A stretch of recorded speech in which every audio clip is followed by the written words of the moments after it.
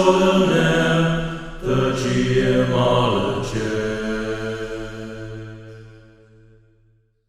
All right, a quick unboxing for a mini review in the future or something else. I kind of am interested in it. It's a pull tab, so maybe Amy doesn't need to help me. I'm hoping.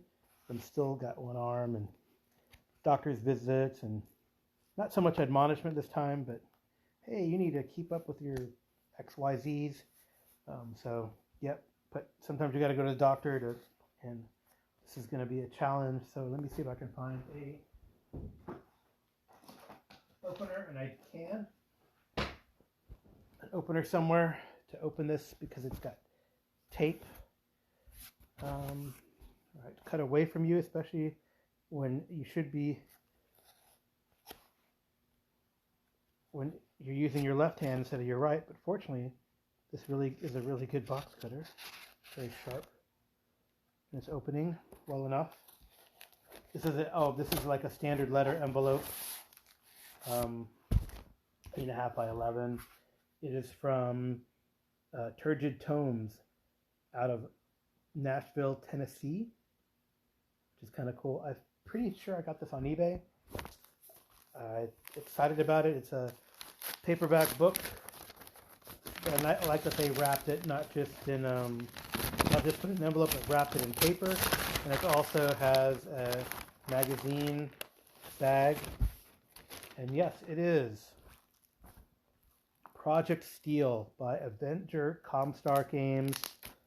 Is a third-party Traveler product from Mongoose Traveler first edition. Actually, it's not really a magazine cover. It's just like plastic wrap. So I'm going to open it and toss it, but it's nice. It keeps everything very nice. It's actually in very good shape, I would say, near mint shape. So Project Steel, what is it about? It's a Spinward Marches adventure sequence for Traveler from Comstar Games. From the author of the Spinward Marches sourcebook, it is by Martin Doherty, who has done a lot. You should look him up. He's done a lot for Traveler. He's been doing Traveler stuff for a long time, since I would say New Era and before. Definitely was very involved in the 2D20 stuff, and formed his own company, third-party stuff, licensing, since Mongoose gave the OGL, or did the OGL. So yeah, it's good. Martin Doherty is a mission director. I love it. Colonial Administration, William Anderson, Roger Calver. I love the cartographers, Shane McLean, Michael Taylor. They have like mission imagery, Travis Leistenstrong, exploration team. That's probably the playtesters. Personnel officer. I don't know what that would be, but it's kind of funny they put that. It's from 2008, so it's definitely Mongoose Traveler 1. And so what is this about? It's got 3 adventures, and it talks about Project Steel, which is a controversial initiative to open up a continent of the world steel for imperial development. Fraught with political compromises and operating on a shoestring budget, the project offers a chance to reduce tensions between the Imperium and the Swords world, perhaps averting future conflict. So it's pretty cool. I've heard good things about it. It weighs in at 97 pages with 1 page of advertisement. I'm flipping through. We see nice maps, black and white images. Interesting. There's some alien maps of like fauna and flora that you really like. It's very much in the 2-column style. The print is a little bit bigger. It's probably like about a 10, maybe 11 print, so a little bigger than your classic, your Mega Traveler stuff, actually. Yeah, so cool. They give a little sector data, which I always love. So seems like it's going to be really good. And like I said, it's three adventures here in one, which are Call of the Wild, Range War, and Mouth of Hell. So yeah, pretty interesting. So I'm not going to read it. Although you could look it up and read the blurbs on the back. I am not going to do that because I would spoil it way too much, I think. like I was looking at it in one of the adventures that I'm gonna run, like my initial adventure. It says there's a good lead into this, so I might run that one. Another adventure, which is like a homage to a classic traveler adventure, and then maybe run through this. But so that's the crazy thing, and what I love about Traveler is we'll kind of make our way there because they're not next to each other. And what I love about Traveler is I want the players to do the Traveler thing, right? We'll do the first initial adventure. They'll travel to a few worlds, and then we'll finish the adventure, and then they'll say, well, where are we going to go now? And if things lead in this direction, maybe after a few adventures or after a few jumps or where they want to go, we'll see. They might not even go this direction, which is good because I love reading these products anyway, and that's okay. One adventure, like if you ever look up the Traveler Adventure, it's such a cool adventure, and I've tried to run it twice, and one of them got stalled. They both got stalled. One got stalled much later than the other, and the other one that got stalled maybe I would say like 3/4 of the way through, which was really neat. But sometimes it doesn't work out, and you just got to let the players go where they go. It is like a giant hex crawl, right? Is a Traveler at its very essence. So let them explore stranger worlds in the direction they want. I'll give them hooks. Maybe they'll find the right contacts or patrons, and they'll go in that direction.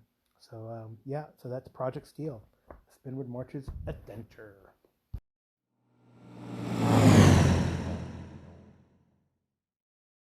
All right, first a caveat. So, Project Steel is created by Avenger Enterprises, Comstar Games, through the Flaming Cobra imprint of Mongoose Publishing. However, as of the recording of this, and probably in the future, you really can't find a PDF of this. You can buy Project Steel on the secondary market. I've seen it on Amazon for a whole bunch, and I've seen it on eBay, and Noble Knight Games also has it. They were also, like I said, distributed through the Flaming Cobra imprint, which used to be part of the Bits and Mortar, but must have been pulled by Mongoose. So anyway, as cool as this adventure might sound to you, it's going to be hard to track down, and I apologize for that. Anyway, so this adventure, what I thought was cool about it, here in the mini review section, there's 3 parts. There's a Call of the Wild, Range War, and Mouth of Hell. And what I liked, it's a kind of like an escalation. So it escalates in Call of the Wild. It's like you're exploring the world, a lot of wilderness stuff, a lot of survey type stuff. Not super exciting, maybe, if that's not your jam. But I know in my particular group, in the home group, the Traveler group, they kind of like that techie stuff, the problem solving as opposed to just pew pew pew. So that's pretty cool. That'd be kind of more of that. But there's definitely chances for combat in it. So not all is lost if you have Travelers geared towards combat, or if you have a bunch of you have like a mixed party where like there's some people who are technically savvy and scientifically savvy, and they have like armed guards. That'll totally work in this adventure. Range War it escalates. So as like what you're trying to do effectively is start a settlement on this world of steel, which is I guess a world that is, I don't know if it's not petitioning. It's kind of an empty world, more or less, but a habitable world. And the Third Imperium is trying to colonize it. That's sort of the hook that, in theory, will get the players in and interested. There's plenty of things to do, from surveys on the ground to surveys in the system. And I do have ideas how I could incorporate this even into our current group, which has a laboratory ship, the Kierkegaard, and it's not. Laboratory ship is a hard ship to come up with adventures for, except for like maybe exploration types, and it doesn't have a lot of defenses. But the cool thing about Traveler, very modular, customizable. You can put things on ships if you have the money, and my players have done a really fine job of reworking the lab ship to suit their needs, which is kind of neat. So then in Range War, things do escalate. There's tension there on this burgeoning colony, and then Mouth of Hell is sort of the conclusion, and so it's kind of ends up being a battle for the planet. But I do like the idea of the escalation. I really do appreciate the format of this book. Like I mentioned earlier, the large print, 2 columns, and I feel like that's a very common layout for for at least Doherty's products that he likes to put out for both that he's put out for from Traveller, 2D20, etc. Oh, just as an aside, so the Comstar, I guess they were doing some cool stuff. I saw that they did the Traveller Hero, which I do have, so pretty neat. Anyway, so what else could I talk to you about this Project Steel? I think it's pretty neat. It's gives a lot of, sure, there's a plot going on, more so in Range War and Mouth of Hell, but in Call of the Wild, you could even play these independently. Just do Call of the Wild, and when the player characters are done with the survey, they don't have to stay. I think if I were to try to incorporate this into an ongoing campaign, it would probably be beneficial, or like the players aren't stuck in this system. They can jump here and there and back and forth and do other things while this is going on. Maybe they could do Call of the Wild, then come back to it sometime later and pick up where they left off, or maybe they'll stay and would run it through. Who knows?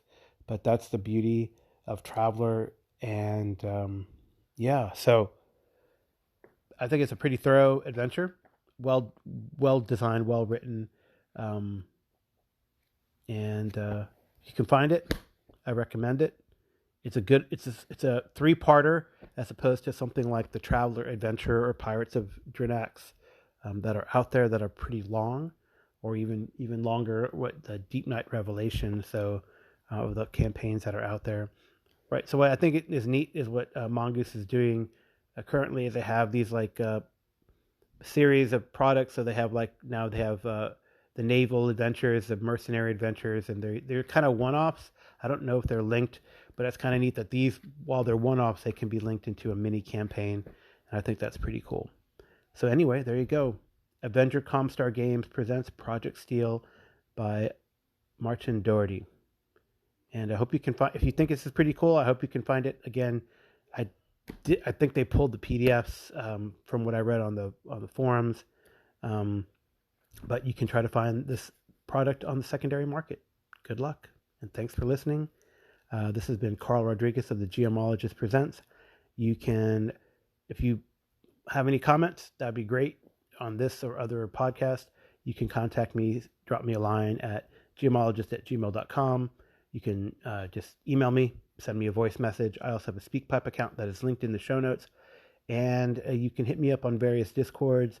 I'm active on quite a few. I have my own Discord. It's called the Geomologist Lab that a friend of mine set up for me. We also have, I'm also active on the Audio Dungeon Discord, on Kevin Madison's Dungeon Musings Discord, on Jason Hobbs and Friends Discord, and Sean P. Kelly et al.'s BSer Discord as well, where you can find me, and I try to link sometimes this show. Anyway, the intro-outro music is by the incomparable TJ Drennan. My wife, Amy Lee, does the cover clip art. And hey, thanks for listening again, and take care. Okay, here's an addendum, actually, to the mini review of Project Steel. I kind of finished reading it. I've flipped through it before, and I gave it a good read this time, because, I don't know, it'd be cool to play. But knowing my players and knowing how they probably they'll go this direction instead of that direction, and not go towards this direction where the adventure takes place.